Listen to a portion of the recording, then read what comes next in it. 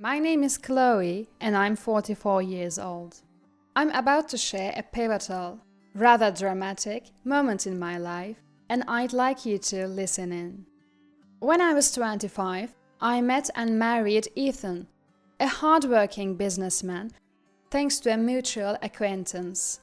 I'd always hoped to become a full-time homemaker after our marriage, but given the economic downturn, that plan didn't pan out. Instead, I continued to work at the salon where I'd been employed for a while, leveraging maternity and postpartum leaves to welcome and nurture our daughter, Isabella. Up until this point, we had an ordinary family life, like everyone else. In retrospect, as a first-time mom, there were days that felt exhausting. Yet, each day brought along a new joy. Isabella was so adorable and Ethan was incredibly sweet. Our family didn't experience the typical mother-in-law and daughter-in-law conflicts. On the contrary, my in-laws showered Isabella with so much love and even helped us with her upbringing. So, I don't recall ever feeling overwhelmed. Surrounded by kind people, I thought we were living a calm and peaceful life. By the time Isabella turned 10, Ethan and I had become a pretty solid, well-settled couple. The lovey-dovey phase was fading, but that didn't worry me. Let's admit it. I saw it as natural evolution of our relationship, something every couple goes through. Ethan, ever the kind-hearted man, would pick me up from work whenever our schedules aligned. So, the thought of our love cooling off never crossed my mind. There was no room for anxiety, until one unexpected day. Ethan was off work, so I borrowed our car for a shopping run. As I slid into the driver's seat and adjusted the side mirror to suit my view, something glittery at my feet caught my attention. Picking it up, I realized it was a dangly earring. Obviously, designed for women. For the record, I don't wear earrings. I can't because I have allergies. Wait, if this isn't mine, whose is it? My mind was instantly flooded with question marks. And the most direct answer it could muster was infidelity. No. Cheaters don't get caught this easily, right? Still, I decided to confront Ethan nonchalantly, showing him the earring I'd found in the car. He looked startled for a moment. Then he quickly recovered, saying, oh yes, I gave one of my colleagues a ride the other day. It must be hers. What's the reaction now? But did he just almost say mine? No way, right? I was unsure whether to press further. I had a nagging feeling of unease, but part of me wanted to erase my unwelcome thoughts. Most importantly, Isabella was with us. I didn't want to risk a confrontation that could potentially confirm Ethan's infidelity and hurt our daughter. So, I chose to let it slide for the time being. A few days later, on a particularly stormy night, Ethan had to attend a business dinner. He called to let me know he probably wouldn't make it home. In this weather, are you sure you'll be okay? Don't catch a cold. I couldn't help but express my concern. Ethan is prone to catching colds, so I knew it must be an important event to drag him out on a night like this. Yeah, I'll be fine. Thanks. But just as he finished, a shrill, sweet voice echoed from the other end of the phone. Ethan, are you still on the phone? I couldn't help but ask again. Huh? No, I told you I'm on a call. Ethan tries to justify himself while stopping me. What just happened there? You got called by your first name? Well, it's one of our clients. You know how bosses love to call you by your first name. You know what I mean? That sounds like an excuse to me. I do have a manager at another store who calls out to me, "Hey Chloe." I guess there are a good number of bosses who prefer to use first names, regardless of gender. But there's something off about the tone of his voice that makes me suspicious. I mutter, without realizing. Perhaps, scared of being questioned further, Ethan quickly hangs up the call. "I'm off for an entertaining night with clients. Gotta go." The last time, I found a piece of jewelry that wasn't mine. This time, the smell of infidelity seems to be getting stronger. I'm not saying it doesn't hurt, but without any solid evidence, I don't truly feel like he's cheating on me. All I feel is a formless, nagging doubt growing within me. The next morning, Ethan returns home and starts talking about his difficult night, even though I didn't ask. But if you listen closely, he keeps repeating words like forceful, already settled, and wanted to go home early. The common theme seems to be that he didn't really want to go in the first place. That just makes it all the more suspicious. "So, you're not cheating on me, right?" Just kidding. I was about to follow up with a laugh and say, "Just kidding, of course you're not." But then I saw Ethan's face and fell silent. He was pale as a ghost. I'd never seen anyone turn that pale before. So that's what it looks like when someone turns blue, I thought to myself. No, of course not. There's no way I would ever do something like that. His words don't match the color of his face. While his expressions might be able to lie, his complexion doesn't. Now, he's a prime suspect. What an awful joke I've made. I screwed up. Trying to hide the tears welling up in my eyes, I turned my back on Ethan. "Come on, go take a bath. It's your day off. You should take it easy." I left the room with my best attempt at a cheery voice. Then I cried alone. His bad lying made the whole thing seem unreal until now. I kept thinking, there's no concrete evidence anyway, but the suspicion is very real. There's still no evidence, nothing has really changed, but his reaction, there's no mistaking it. You don't even need intuition to see it. What am I supposed to do from here? Should I find evidence and file for divorce? What about our daughter, Isabella? Can I raise her alone? I still love Ethan, after everything. I couldn't make up my mind, so I decided to think more about what I really want. And so, with no answer in sight, Isabella started her summer break. I thought it would be just like any other summer, but it wasn't. Ethan kept insisting on taking Isabella to his parents' house. He usually doesn't want to go because it's a hassle, and since it's just in the next town, we can go anytime. And during summer break, I'm usually busy with work. When we visit his parents, we usually stay for a few days. Even though they are close by, the time Isabella can spend with her grandparents is limited. But I can't take consecutive days off during this period. Does he know that and still ask anyway? As I ponder it, I remembered that this summer was different from all the rest. Right, Ethan is having an affair. Could he possibly be using the trip home as an excuse to do something? If I'm lucky, could I obtain evidence of his affair? With these thoughts in mind, and feeling that I couldn't decide my course of action without proof, I allowed Isabella and Ethan to make the trip home together. The day they left, Ethan, grinning more than usual, said, "We're off," as he drove Isabella to his parents' house. That's suspicious. He usually seems so much more bothered. But with no idea of what might actually happen, and the distance to his parents' house being a significant obstacle, obtaining evidence wasn't going to be easy.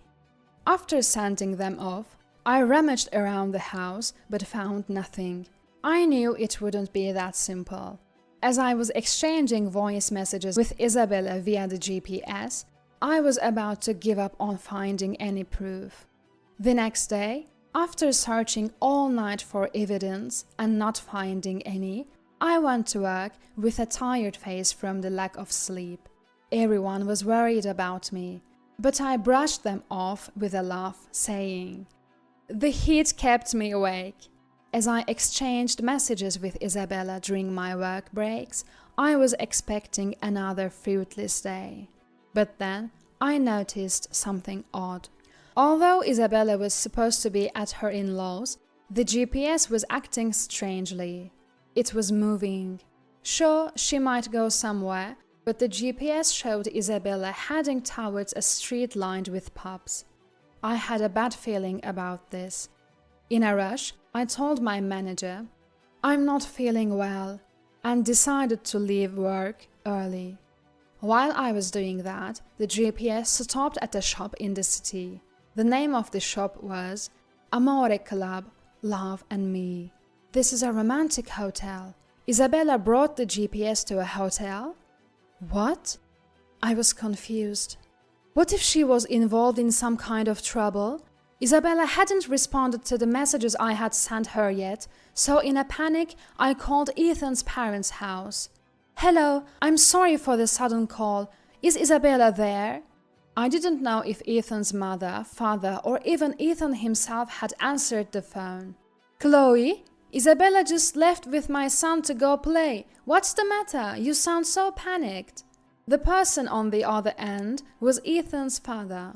Hearing that Ethan and Isabella had left together, I felt a wave of relief.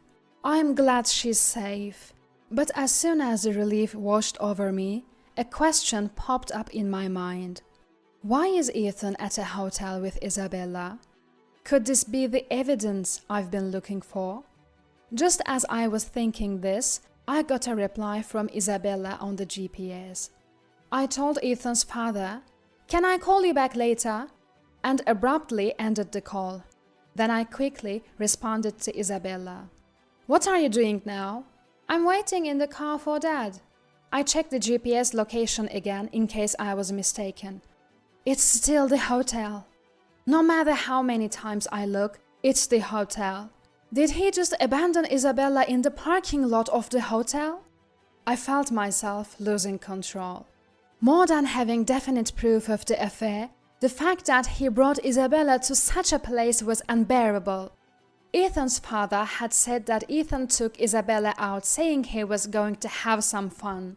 So he was using Isabella as a cover-up. I can't believe how foolish he's been. This definitely calls for, no, needs a consequence. I messaged Isabella. "Mommy is coming to join you there." Then I called my father-in-law back and told him everything. He adores Isabella and was furious. Just hearing Ethan seems to be at the hotel with Isabella, he blurted out, "What on earth is he doing?" Thinking about her father and his mistress at a hotel. If Isabella understood what that meant, she'd definitely be upset. Before Isabella realized anything, my in-laws and I decided to remove her from the situation. Luckily, the hotel was near a station, so I hopped on the train while my in-laws drove there. As we entered the hotel's parking lot, sure enough, our car was parked. Isabella, who knew we were coming, was innocently waving from inside the car. I quickly unlocked the car with my spare key and hugged Isabella. "I'm sorry for leaving you alone here." "But I'm not alone. Daddy's just late." Isabella pouted. Promising a fun day out and then making her wait in the parking lot wasn't right. It was awful. Mommy will make sure he pays for it. I didn't say it out loud, but I promised Isabella. For now, I convinced Isabella to go home with my in-laws. I wanted to get her away from there as soon as possible, so the teamwork with my in-laws was appreciated. Then I climbed into the driver's seat of Ethan's car and waited. Of course, just waiting wasn't fun at all. I figured they were in the middle of it, so I called Ethan on purpose to disturb them. "Hello, is that you?" I intentionally used a laid-back tone to gauge Ethan's situation. "Hey, I'm driving right now. Don't call me out of the blue. Call me later." "Oh, your car's right here? What exactly are you driving, I wonder?" I couldn't help but chuckle. "Oh, okay, gotcha. Your parents will be there to pick her up soon. Just letting you know." "What?" Of course, it was a lie, because my in-laws had just left. Knowing he was having fun in the hotel room made me so mad. I thought this was the best way to wrap it up quickly. I hung up, and not long after, Ethan rushed out to the parking lot, with a woman trailing behind him, her hair all messed up. They seemed to be in a bit of squabble. Well, that makes sense. He probably intended to be in the room for at least 3 hours. My call likely forced him to interrupt his rendezvous, and he had to rush out of the room. Or rather, he absolutely had to. As Ethan approached the car, his shirt buttons were haphazardly fastened. Was he planning to meet my in-laws looking like that? Isabella would surely be surprised. The woman seemed furious, and I started to think that this might be the end of their affair. Moreover, I could be imagining it. But the woman looked a bit like me from the past. Well, interesting choice for an affair, a woman of a similar type. The whole situation was starting to amuse me, so I waited in the car, grinning as I met Ethan's eyes. When Ethan noticed me, he was taken aback for a moment. Then, his mouth began to open and close like a goldfish out of water. "I'm here to pick you up, dear," I called, swinging the car door open with a smile. Ethan stared at me in surprise, raising his hand as if on autopilot. I had to chuckle. It was just like a dog sitting or drooling at the sight of a treat. Pavlov's dog. Classic conditioned response. The woman next to him turned from furious red to terrified pale and scurried off. Poor thing, left all alone, I thought. Why, huh? What? Wait! Ethan stammered, pointing at me and repeating his surprise. I didn't respond, simply returning his shock with a smile. He remained frozen even when I started the car. No objections then. "Well, you can walk home then, I'm going ahead," I declared and drove off. A guy who abandons Isabella in the parking lot deserves the same. Serves you right. Think about what you've done. I saw Ethan chasing the car in the rearview mirror, but I didn't slow down. His lover seemed to have left already, leaving no one to rescue him. Now, I guess I'll just wait for you back at home. Driving back to my in-laws, the whole situation seemed amusing. My mother-in-law was playing with Isabella when I arrived. My father-in-law looked positively livid, veins popping on his forehead. "This place is hell," I thought as Ethan finally trudged home. It had taken him 5 hours to walk back from the hotel, a distance that should have taken about 2. He must have really dreaded coming back. I'm home," Ethan mumbled as he timidly stepped inside. My father-in-law shot him at a fierce glare. "Who the hell are you? You don't have permission to enter. Get out!" Wait! Dad, please!" Before Ethan could finish his plea, my father-in-law yanked his arm so hard I thought his shoulder might dislocate and throw him. I felt grateful for my father-in-law in that moment. Ethan always said that his father was scary when angry, so I knew this would have a greater impact than on my own anger. "Hand over the car keys." Ethan, completely bewildered, handed over the keys. My father-in-law began his interrogation. "Where were you today, leaving Isabella behind? I'm asking you, where were you?" At a hotel." He couldn't even stand up. "I know that already. With whom were you? Don't tell me you were alone. Speak up. If you lie, I'll leave you out there all night." My father-in-law is not one to make empty threats. He took the keys so Ethan couldn't escape in the car. Sweat began to pour from Ethan. Thought it wasn't particularly hot. Cold sweat, I suppose. She's a temp at the office," Ethan mumbled, then fell silent. "Speak up. If I have to keep asking you, I'll throw you out. Terrified, I thought, but I was smiling behind my father-in-law. In a whimpering voice, Ethan started to confess.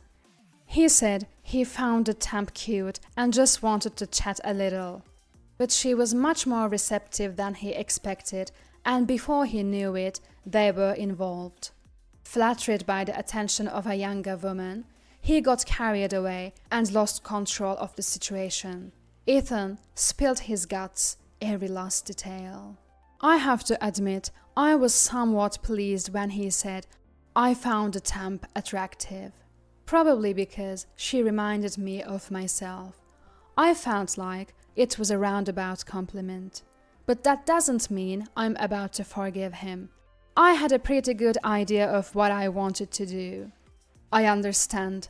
Call her now. Tell her it's over. With his back against the wall, Ethan did as he was told and dialed her number. Hey, it's me. I'm sorry about, the lunch. The moment the call connected, Ethan stuttered, unsure of how to start the conversation. But then a voice roared through the phone. I've had enough of you. And there was a beep beep of disconnection. She just broke up with me. I thought to myself, you didn't break up with her, she dumped you. Poor Ethan. You didn't initiate the breakup, it was because you lacked sincerity. You are truly indecisive. My father-in-law scolded Ethan, making him shrink even more. Do you realize how bad you've been to Chloe and Isabella? When he yelled this, Ethan finally responded loudly. Of course I do. I want to strip this guy naked and throw him out, but what does Chloe want? Caught off guard by the question, I took a moment to think. Honestly, I didn't want to break up. I believe I can live happily with just Isabella and me, but I do love Ethan. The only other thing that came to mind was that I never want him to cheat again. Divorce. The moment I muttered the word, Ethan jolted, his shoulders shaking. Please, anything but divorce. I was wrong. I betrayed you and Isabella. I was the worst. Well, he's not wrong there. He's just stating the obvious. Thought it did amuse me slightly. He repeated, I'm so sorry, again and again, offering a deep apology. His face was hidden as he bowed low to the floor, but I could tell from his voice he was sobbing. I'll never cheat again, he pleaded, to which I finally replied. Sign the divorce papers. I'll keep them. Depending on your behavior, I can file them at any moment. At my words, Ethan lifted his head, perhaps thinking he had dodged a bullet. And you are on an allowance from now on, only enough for lunch, and you'll do the housework. Ethan's face, which had momentarily brightened, dimmed slightly. Also, we are putting GPS on your phone, and you're not allowed to go out alone with Isabella. Either I or your father will accompany you. I continued laying out the terms. Go immediately when I ask you to shop. Fulfill all my requests. Oh yes, when I say housework, I mean everything from taking out the trash in the morning, shopping, cleaning, preparing dinner, to doing the laundry for the next morning. It's an all-day task. In other words, he'd have to become our own personal errand boy. There's no dignity as a husband or a father in that. If that's okay with you, then I won't divorce you. But remember, this isn't valid if I'm upset. I can't believe the audacity of what I'm saying. I'm basically telling him to keep me pleased all the time. But in the end, he's the one at fault. This much should be permissible. If he's busy, he won't have the time or the mind to cheat, right? Ethan, with a tearful expression, agreed, saying, I'm fine with that. Immediately, my father-in-law interjected. Not I'm fine with that, but Thank you for going that far for me, right? As advised, Ethan corrected himself. It seemed like I had completely exploited his weakness and didn't allow him any say. 6 years have passed since then.